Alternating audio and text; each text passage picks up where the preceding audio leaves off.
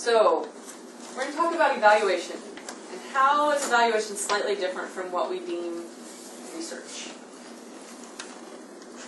So evaluation here we have defined as a systematic and scientific process of determining the extent to which an action or set of actions were successful in achievement of predetermined objectives. Blech. That's just a whole bunch of like gobbledygook words. What does that mean? Anyone want to take a guess? Did they do what they wanted to do or not? And how are we assessing that? Systematically. There we go. That's right. The systematic is a really important word, right? Okay.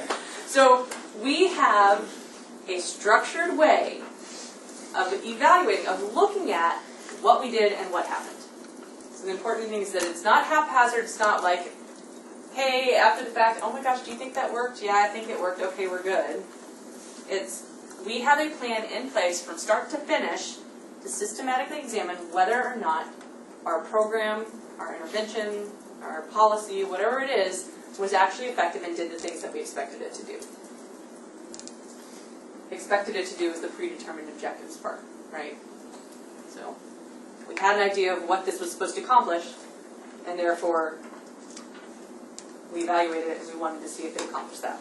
So really the only difference between evaluation and research is your intent. In general, methodologically you do these things the same way.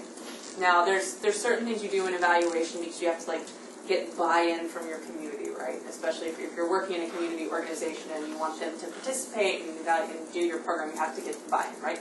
So there's a lot of specifics that have to do just with logistics that are slightly different between strict pure research and things that are considered evaluation. But in general, the difference is the purpose and not the methods.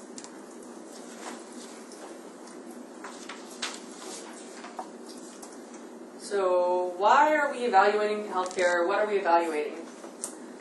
Three main things we can evaluate. We can evaluate the inputs, the process, and the outputs. So inputs are the things that go into our healthcare system. So we're talking about money, materials that feed the system. Processes of care are actually what are taking place. How things are taking place within the healthcare system. And the outputs are the effects of those processes. So we have inputs, processes, and outputs. Can anybody think of something that's missing from those three that we might also want to evaluate? So we have the money and things feeding into the system. We have how the doctors are working, how the nurses are working. We have what eventually happens. But we're missing the where. The environment, the healthcare environment can be just as important, so we often have to evaluate that as well. So the physical structures, which is why Donna Bedian, who's heard of him? You guys are health administration, haven't heard the name Donna Bedian? Nope. You will. It should come up. So Donna Bedian is the king of quality improvement, right? He was all about healthcare delivery and healthcare quality and assessment and quality assurance. And so anytime you talk about healthcare quality, his name comes up. And so he came up with the structure, process, outcome kind of framework. A structure is any attribute of the system. A process is the set of organized activities. And then the outcome is an outcome, results from both the structure and the process.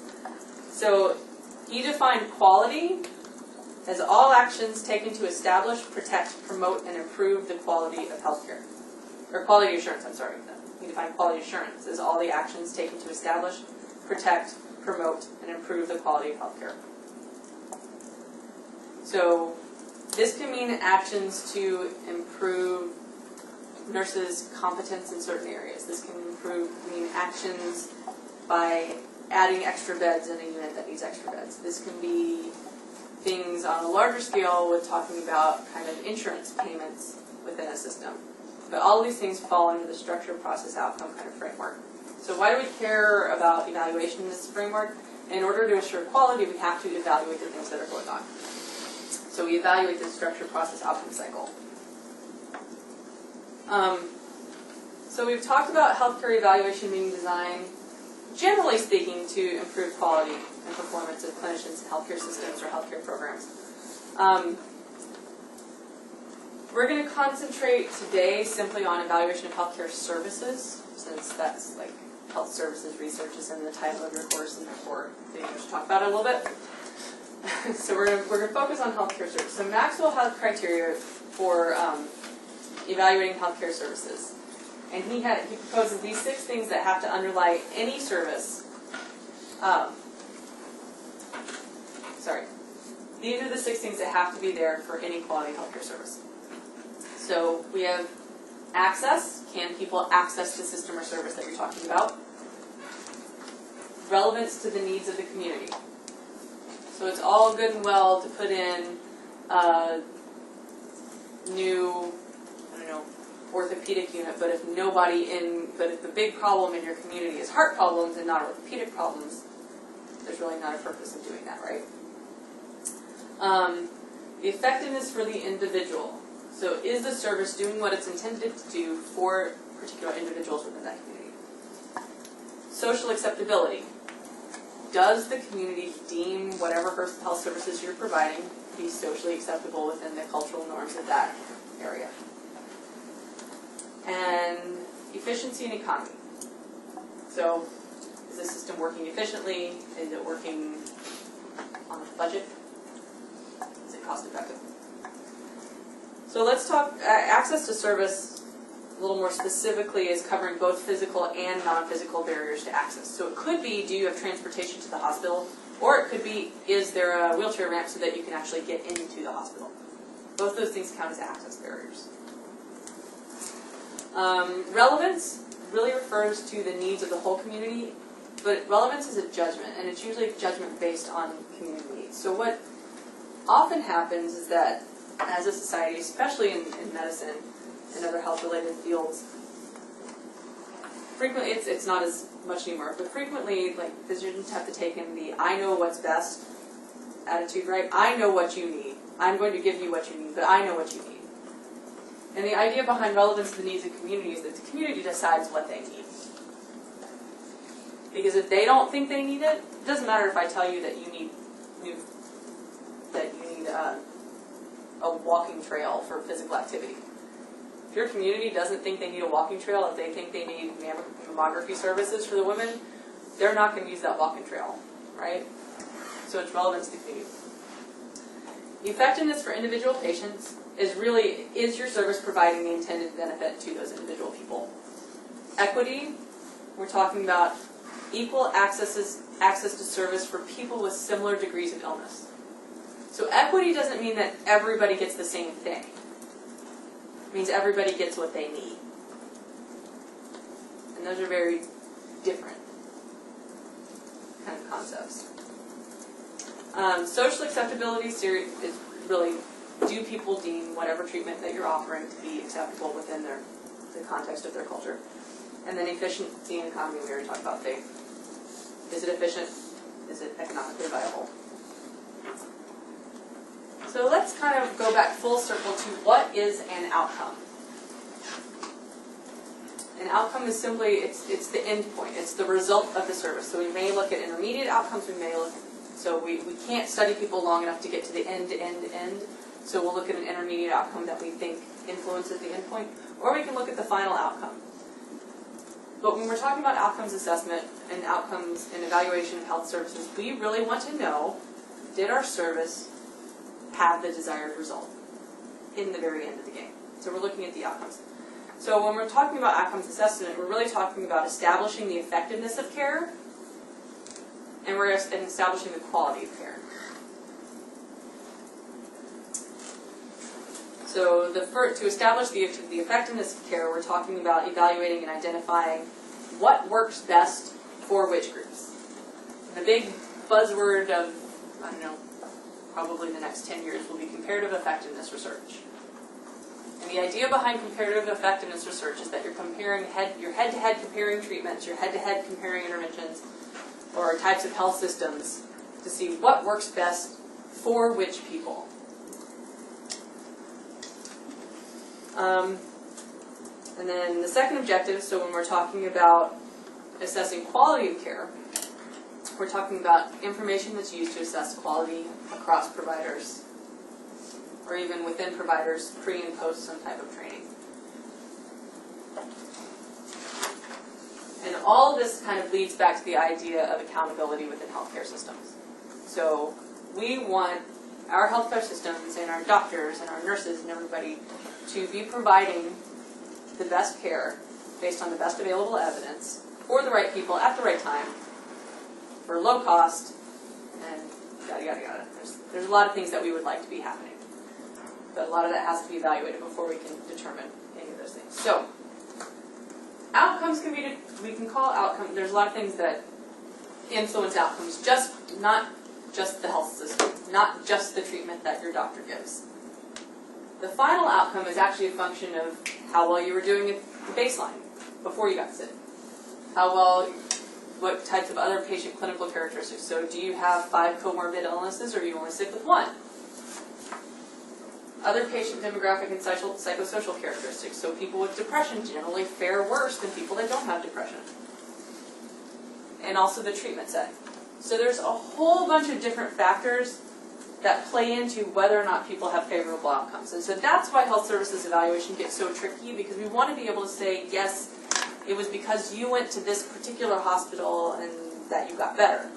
Well, you really got better because of all of these factors. So you went to the right hospital, you happened to have the right physician that gave you the right treatment that did, and you exercised like you were supposed to and you were eating right. So there's personal and systematic characteristics that are all involved in what your final outcome is going to be. So when we talk about measuring outcomes, there's lots of different things that we can measure. So we can measure physical symptoms. So you go to your doctor and you say, hey, my back hurts. And you can give some type of rating as to how bad your back hurts. You can measure mental systems. So there's all kinds of measure tools that are designed to assess whether or not you have depression, whether or not you have anxiety, whether or not you have all of these obsessive compulsive disorder, various other mental conditions. You can assess functional status. Functional status is different from physical symptoms. Physical symptoms is me walking in and saying, hey, my back really hurts. Functional status is assessing whether or not I can walk up a flight of stairs because of my back pain, right? So functional is the things that you can do. And sometimes your physical symptoms and your functional status are not wonderfully correlated with each other. You can also look at quality of life. So quality of life incorporates a lot of individual perceptions about health and healthcare and your baseline state.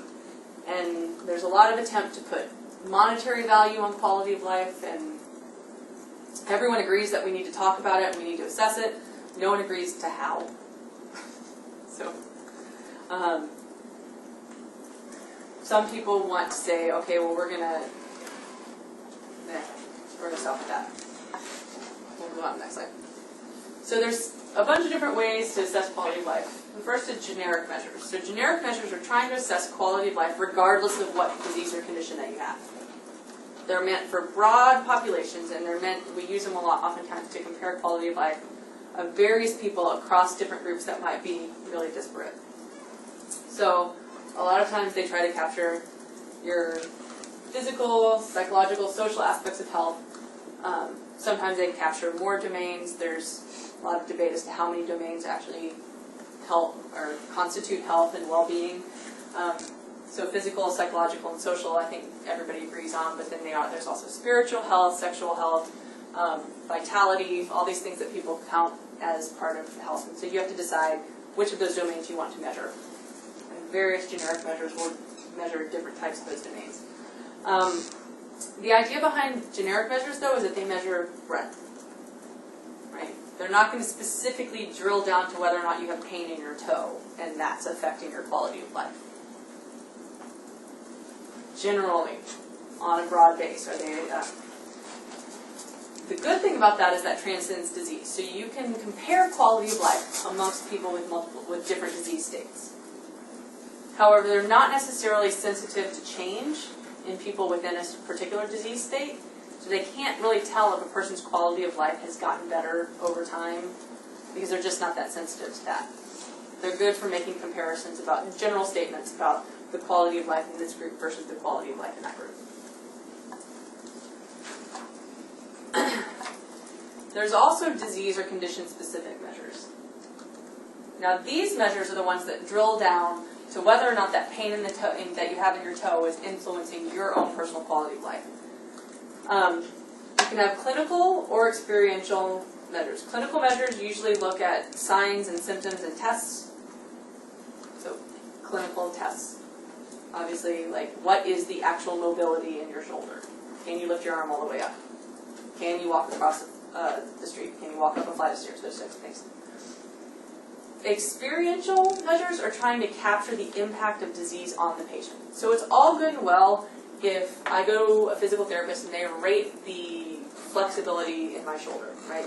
And they say I have great flexibility in my shoulder. Or they say I have moderate flexibility, right? I can only reach to here. Well, for some people, reaching to here, that's good enough. They don't need to reach any farther. They don't care. The quality of life is fine. They can reach as far as they want. For other people, reaching to here is not enough. They need to be able to reach all the way over their head. And so their quality of life is significantly impacted. So experiential measures are really talking about how not being able to go up here is actually influencing and impacting the way that you live and feel on a day-to-day basis.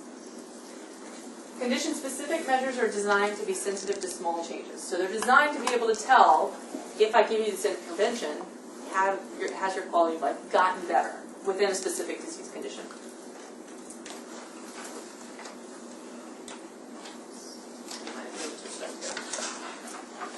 Alright.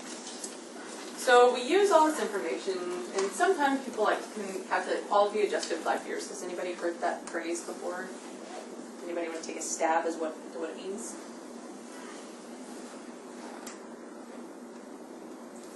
Yeah. Just like based on like the quality of life like a full year may not be like a full year. Right, exactly. So essentially we are saying a full year of high quality life, right, is worth 1 year. And then any type of functional disability or impairment, we try to put some number on it and say what percentage of a year that's really worth. So is it worth having 5 full years at 50% capacity? Or is it worth, which is better, 1 full year of life at 100% and then you die? Or 5 years of life where you can't walk or are blind or whatever and then you die? Right? That's how they determine the numerical values for this. They give people all these types of questions where they're saying, would you rather have this or this? Would you rather have this or this? And then they determine that cut point, and then they assign a value to each specific impairment. And then they calculate a quality adjusted life year. So your life without a leg may be worth 1 year, or maybe worth a third of a full year, right? Not worth as in you're worthless, but that's how they assign it when they're trying to do cost analysis and trying to look at, make comparisons between treatments. But they have to look at patient preferences as far as what patients want. Would a patient rather have 1 year like feeling great, operating, and then just die, or would a patient rather have 5 years in a wheelchair? Those types of trade-offs. And those are personal decisions, but in aggregate they get a general idea of what to do. But so in general, you end up coming up with a weight from 0 to 1. 0 means you're dead. 1 means you're awesome.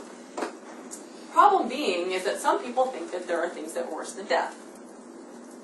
Right? And none of these qualities get assigned negative numbers, right? But anyway, this is how they assign these values. The way they do this, there's 3 methods: the time trade-off, the standard gamble, and then a visual analog scale. So a time trade-off, we ask people to choose. So I say, would you remain in a state of ill health for whatever reason for a period of time, or would you rather be able to restore to perfect health but die in a shorter amount of time? The standard gamble is asking people to choose between remaining in a state of ill health for a period of time or having some type of medical intervention that has some certain chance of either restoring them to perfect health or killing them.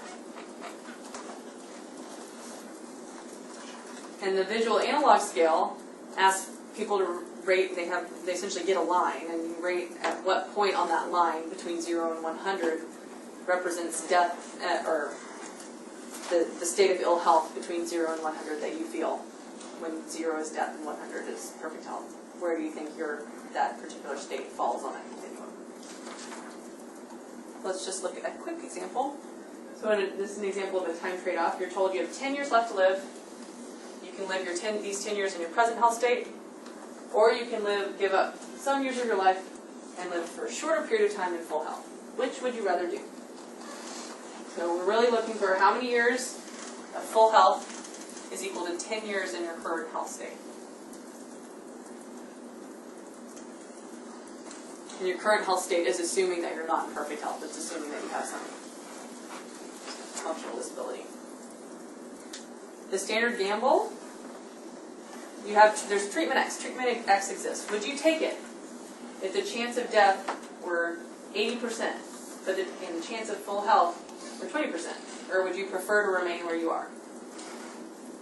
And then they alter those numbers and they look, okay, what if the chance of death were 50% and the chance of full health were 50%? And they look to see where people decide it's worth it to get that surgery that might kill you. And then visual analog scale, it's from nothing to everything, and you just mark a line. Anyone want to guess how they analyze that? They measure it with a ruler. So being 1 millimeter off this way, I don't know. I'm not super keen on the visual analog scale as a reliable and accurate measure of quality of life, but people use it. Anyway, so why do we care about any of this information at all? What are we using these health outcomes for? We're using them for benchmarking, so making comparisons between hospitals, between clinics, between doctors, making comparisons and saying, okay, your hospital is performing at this rate, but if you want to get reimbursed for your services from Medicare, you need to be performing at this rate. We use them to develop practice guidelines. So we do all this research in order to figure out what is going to work for which people. So you can develop guidelines for practice and say, these are the best practices, your evidence base. We can use it for health status assessment. So to figure out how sick people are based on what we know about particular outcomes. And then we can look at quality of healthcare services. Now, so we've talked about outcomes. You can't really talk about health services research without talking about economic evaluation. And I am going to put forth that economic evaluation is not my area of expertise. I know just enough to be really dangerous and not enough to be proficient. But I do know enough to talk about in general in the context of this class. So what we want to know in economic evaluation is, like, is your service worth providing? Is it an economically feasible option? So relative to other healthcare services, does this service cost a lot more money? Does it have a lot more benefit?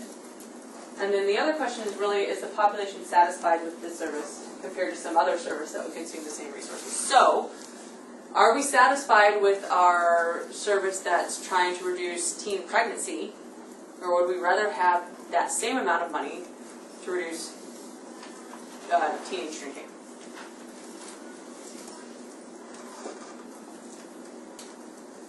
So to answer these questions, we have to have some formal method of evaluation. We have to somehow look at it. We can't just poll everybody on the street. Well, I guess you technically could poll everybody on the street, but I don't know if that'd be effective use of your time.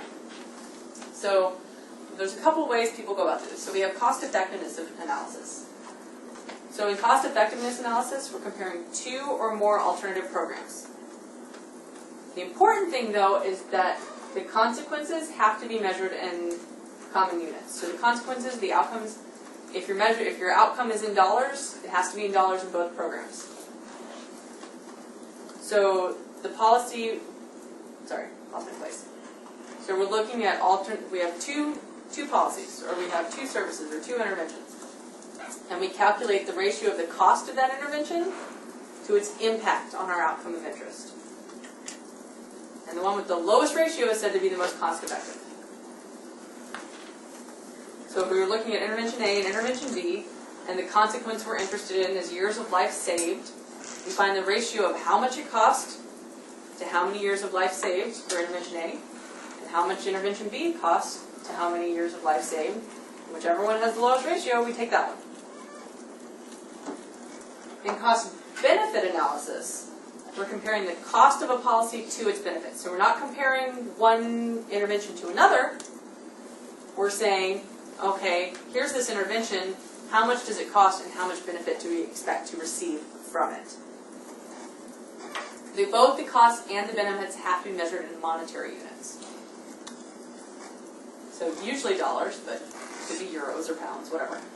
But if a policy generates more dollars, or if it costs less than the amount of dollars of benefit that we get, then we deem that it's a cost-effective, or the benefits exceed the cost, what am I trying to say, and that it would be a worthwhile intervention.